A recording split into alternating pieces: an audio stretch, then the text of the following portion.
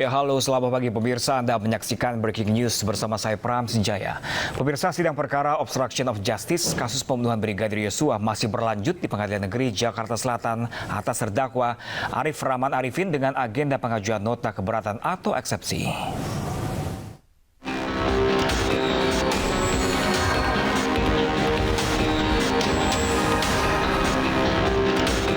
Saya sangat menyesali perbuatan saya. Namun saya hanya ingin menyatakan bahwa saya hanyalah seorang anggota yang tidak memiliki kemampuan untuk menolak perintah dari seorang jenderal.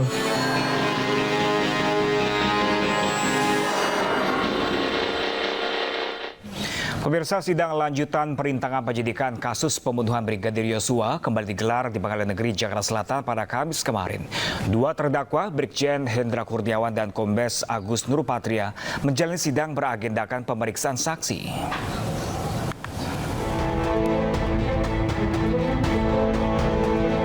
Tujuh orang saksi dihadirkan dalam sidang perkara obstruction of justice atau perintangan penyidikan kasus pembunuhan Brigadir Yosua, Kamis 27 Oktober 2022. Dua terdakwa yang menjalani sidang kali ini yaitu mantan Karopaminal Divisi Propam Polri Hendra Kurniawan dan ex-Kaden Aropaminal Divisi Humas Polri Agus Nurpatria. Dalam persidangan, Hendra mengklaim tidak mengetahui siapa yang menyalin dan menonton CCTV di Kompleks Polri Duren 3 terkait peristiwa pembunuhan Brigadir Yosua. Hendra mengaku ia dan Agus Nurpatria hanya melaksanakan perintah dari Ferdi Sambo. Terima kasih Yang Mulia. Pada prinsipnya kami itu tidak pernah tahu barangnya, apalagi isinya. Dan kami juga tidak pernah tahu siapa yang mengkopinya, kemudian siapa yang menontonnya. Dan kami berdua ini dari awal hanya melaksanakan perintah dari FS untuk cek dan amankan CCTV. Hanya sebatas itu saja. Sama seperti sidang pemeriksaan saksi terdakwa Baradae, sidang Hendra Kurniawan dan Agus Nurpatria dilarang untuk disiarkan secara langsung dengan audio. Majelis Hakim beralasan untuk menjaga integritas dari kesaksian 7 orang yang dihadirkan dalam sidang. Dari Jakarta, Tim Liputan iNews melaporkan. Ya, pemirsa, sidang perkara obstruction of justice kasus pembunuhan Brigadir Yosua masih berlanjut di Pengadilan Negeri Jakarta Selatan. Hari ini, terdakwa Arif Rahman Arifin akan melanjutkan persidangan dengan agenda pengajuan nota keberatan atau eksepsi. Dan pemirsa, untuk mengetahui informasi selengkapnya, kita bergabung dengan rekan kami, Bremana Tenaya, langsung dari PN Jakarta Selatan. Bremana, apakah terdakwa Arif Rahman Arifin sudah tiba di PN Jaksel pada pagi hari ini? Ya, betul sekali bahwa terdakwa Arif Rahman Arifin ini baru saja tiba di PN Jakarta Selatan sekitar pukul 8.30 tadi atau sekitar 10 menit yang lalu. Namun memang belum bisa masuk ke dalam lingkungan PN Jaksel karena memang saat ini tadi baru saja selesai adalah upacara untuk memperingati Hari Sumpah Pemuda. Dan kami awak media pun juga baru bisa masuk sekarang karena baru dibuka seperti itu pintu dari PN Jaksel ini. Dan untuk sidangnya masih akan nanti dilakukan pada jam 9.30 waktu Indonesia Barat. Dan tentunya dengan agenda sidang eksepsi ataupun pembacaan nota keberatan dari Arif Rahman Arifin. Dan sebelumnya memang Prab dan juga pemirsa, eksepsi yang diajukan oleh Arif Rahman Arifin ini sebelumnya mereka meminta waktu untuk menyiapkan nota keberatan ini selama 2 pekan pada tanggal 19 lalu. Namun dari Majelis Hakim hanya memberikan waktu 9 hari saja.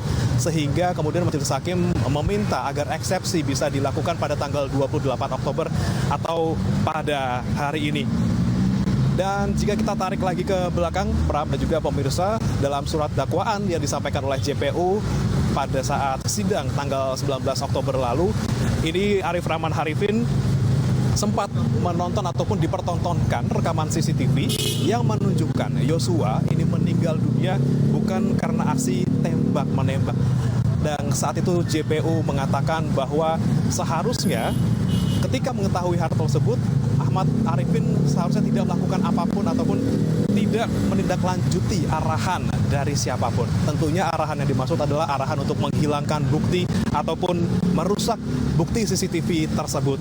Namun memang kenyataannya Arif Rahman Arifin kemudian menuruti perintah dari atasannya untuk membuat CCTV ini kemudian menjadi barang bukti yang tidak bisa dilihat lagi seperti itu.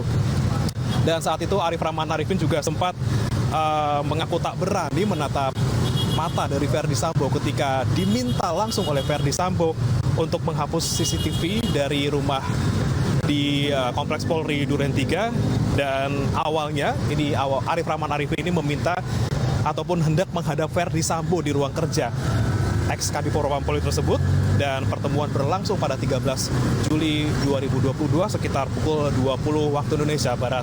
Dan saat ini kami masih menanti pemirsa dan juga Pram untuk sidangnya dimulai, dan kami juga masih menanti untuk bisa masuk ke dalam kompleks PN Jakarta Selatan untuk memantau seperti apa jalan eksepsi yang menghadirkan terdakwa Arif Rahman Arifin.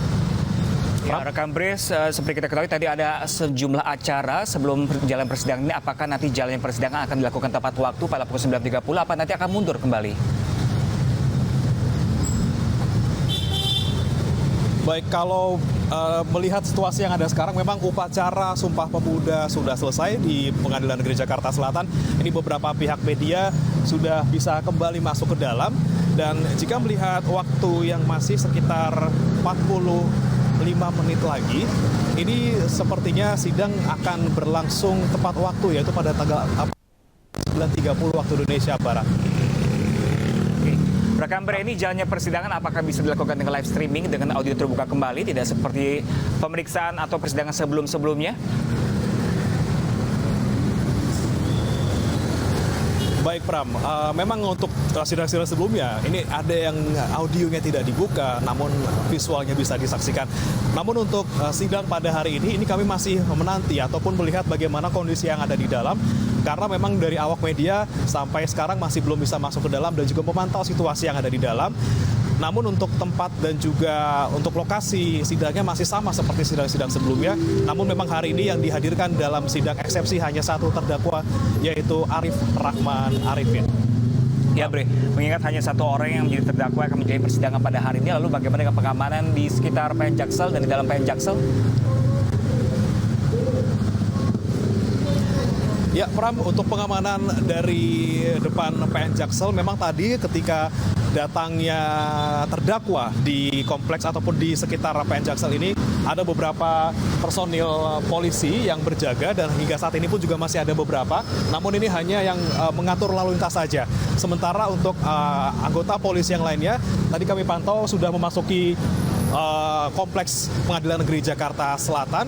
Dan untuk situasi di depan PN Jakarta Selatan tadi juga ketika kedatangan dari tahanan ataupun dari terdakwa Arif Rahman Arifin ini tadi sempat sedikit tersendat karena memang jalan yang ada di depan Pengadilan Negeri Jakarta Selatan ini cukup sempit, hanya bisa dilalui oleh 2 lajur kendaraan saja. Namun saat ini Pram dan juga pemirsa bisa Anda saksikan di layar Anda bahwa kondisinya masih cukup padat, namun tidak sepadat tadi ketika pukul 8.30 ketika mobil tahanan tiba di kawasan depan Pengadilan Negeri Jakarta Selatan ini. Oke, rekan Bre, ini kan masih Anda berada di luar PN Jaksel. Kalau dari pantauan Anda sendiri, persiapan jalan persidangan untuk hari ini seperti apa sejauh ini? Apakah sudah mulai ada pergerakan di sana? Ya, tadi kami sudah melihat bahwa sebelum sekitar jam 8:40 waktu Indonesia Barat ini sebenarnya sudah dibuka. Jadi semua pihak ini sudah mulai memasuki ruangan ataupun memasuki kawasan Pengadilan Negeri Jakarta Selatan. Dan ini kami juga setelah ini akan langsung menuju ke dalam untuk memantau bagaimana kondisi di dalam ruang sidang dan juga bagaimana jalannya sidang, apakah dengan audio atau tidak. Ini kami masih akan memantau setelah ini, Pram. Oke, baik. Terima kasih rekan Beriman Tenaya langsung dari Pengadilan Negeri Jakarta Selatan. Kami masih akan mengupdate informasi terbaru dari Anda rekan Bre. Terima kasih rekan Bre. Ya pemirsa, sebelumnya Majelis Hakim Pengadilan Negeri Jakarta Selatan menolak seluruh eksepsi terdakwa Verdi Sambo CS dalam sidang putusan sela perkara pembunuhan Brigadir Yosua pada Rabu kemarin. Sementara terdakwa Richard Eliezer kembali mengungkapkan penyesalan atas perbuatan yang telah ia lakukan.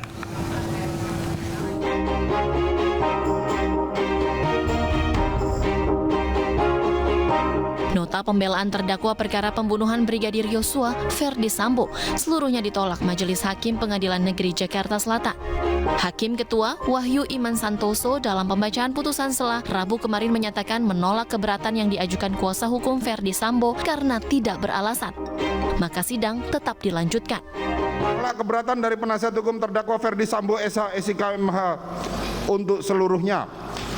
Memerintahkan penuntut umum untuk melanjutkan pemeriksaan perkara nomor 796/B/2022 PN Jakarta Selatan atas nama terdakwa Ferdi Sambo SIK MH tersebut di atas. 3. Menangguhkan biaya perkara dengan sampai dengan putusan akhir. Setali 3 uang dengan Ferdi Sambo, nota keberatan terdakwa perkara pembunuhan Brigadir Yosua lainnya, Putri Chandrawati, Ricky Rizal, dan Kuat Ma'ruf juga ditolak Majelis Hakim. Sidang akan kembali dilanjutkan pada 1 November mendatang dengan agenda menghadirkan saksi. Dalam sidang berikutnya, Hakim Ketua mengatakan saksi yang dihadirkan adalah saksi yang sama dengan sidang terdakwa Richard Eliezer. Sementara terdakwa Richard Eliezer melanjutkan penyesalannya telah terlibat dalam pembunuhan Brigadir Yosua. Richard Eliezer Pudihang Lumiu alias Baradae bersimpuh dan menangis di hadapan orang tua Brigadir Yosua yang dihadirkan sebagai saksi. Baradae menegaskan tidak percaya dengan skenario yang dibangun Ferdi Sambo terkait pelecehan seksual yang dilakukan Brigadir Yosua ke Putri Chandrawati. Dia juga meyakini Yosua tidak melakukan pelecehan itu, bahkan siap membela almarhum Brigadir Yosua untuk terakhir kalinya. Ingin menyampaikan, saya akan berkata jujur, saya akan membela untuk terakhir kalinya, akan membela abang saya, Bang Yos, untuk terakhir kalinya. Karena untuk saya pribadi, saya tidak mempercayai bahwa Bang Yos setega itu melakukan pelecehan. Saya tidak meyakini Bang Yos telah melakukan pelecehan. Hanya itu saja yang bisa saya sampaikan. Namun saya ingin mengatakan bahwa saya siap untuk apapun yang akan terjadi dan apapun keputusan untuk diri saya.